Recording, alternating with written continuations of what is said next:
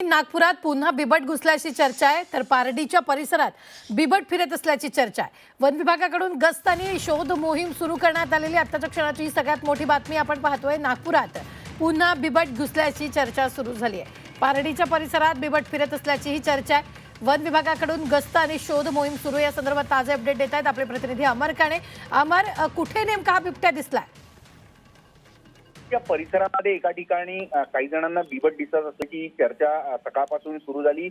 त्यानंतर वन विभागाची टीम या संपूर्ण परिसरात पिंजून काढत आहे। अजूनपर्यंत वन विभागाला प्रत्यक्षपणे तो दिसला नाही, पण माध्यमांवर सोशल माध्यमांवर काही व्हिडिओ फिरत आहे।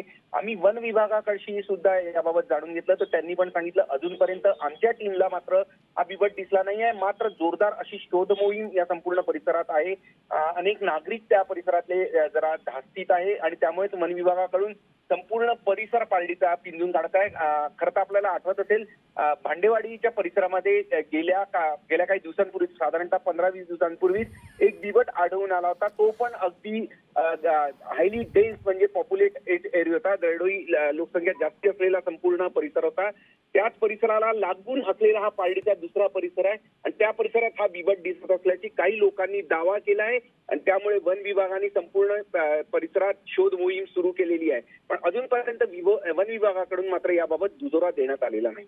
निश्चित धन्यवाद अमर, ताजे अपडेट देण्यासाठी। आम्ही वेळोवेळी तुमच्याकडून या संदर्भातले ताजे अपडेट घेत राहणार आहोत।